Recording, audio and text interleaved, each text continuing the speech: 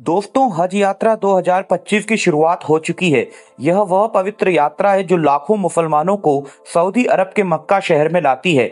मक्का की ग्रैंड मस्जिद में काबा के पास लोग नमाज पढ़ते हैं, दुआ मांगते हैं और शांति का अनुभव करते हैं।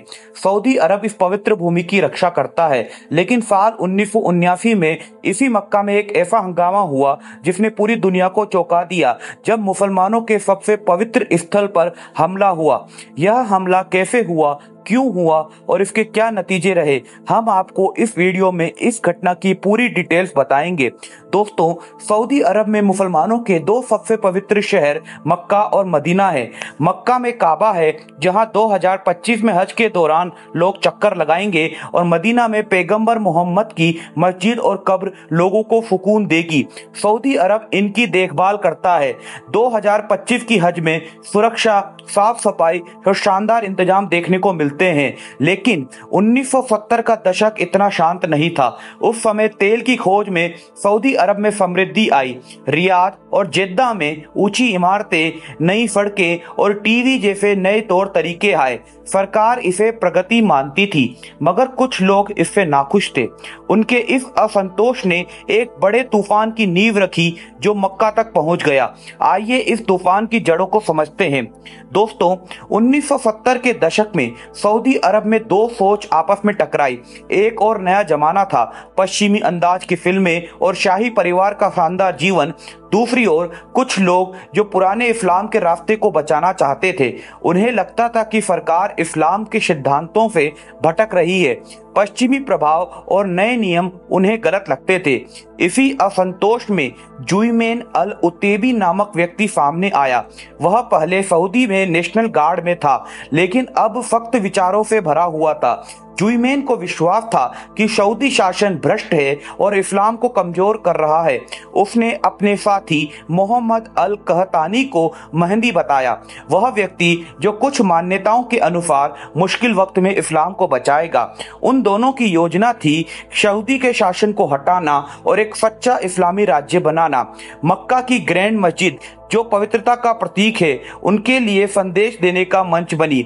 20 नवंबर 1979 यानी 1 मुहर्रम 1400 ईस्वी नए इस्लामी साल का पहला दिन उनके लिए बहुत खास था।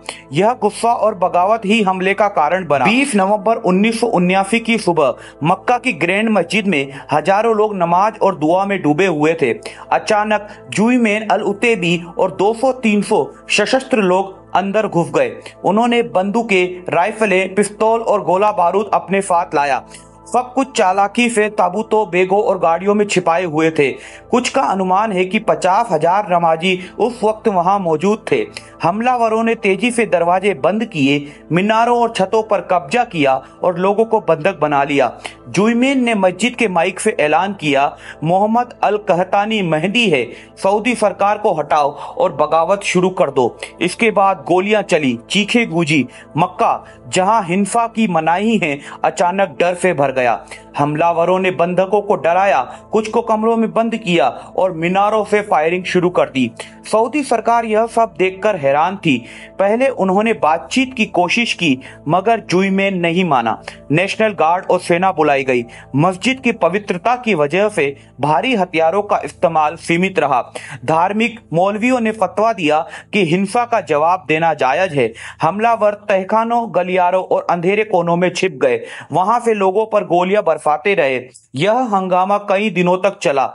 मस्जिद को आजाद कराने की लड़ाई में ग्रैंड मस्जिद में काफी तनाव बढ़ गया। हमलावरों ने तहखानों, सीढ़ियों और ऊंची जगहों को अपनी ढाल बनाया और सऊदी के सैनिकों पर गोलियां चलाते रहे।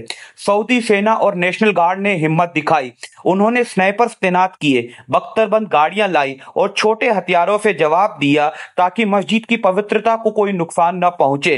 रात दिन गोलियों की आवाज, धुआं और डर का माहौल बना रहा। हमलावरों ने बंधकों को ढाल की तरह इस्तेमाल किया, कुछ को भूखा प्यासा रखा। सऊदी अरब इसे अकेला नहीं संभाल सकता था। उन्होंने फ्रांस की खास टुकड़ी GIGN से मदद मांगी, लेकिन गैर मुसलमान मक्का में नहीं जा सकते थे। इसलिए फ्रांसीसी टीम ने बाहर से ही रणनीति बनाई। आंसू गैस, स्टन ग्रेनेड जैसे आधुनिक हथियारों का इस्तेमाल किया गया। यह लड़ाई 20 नवंबर से 4 दिसंबर तक 2 हफ्ते तक लंबी चली। जुमैन अल उतैबी और उसके कई साथी पकड़े गए।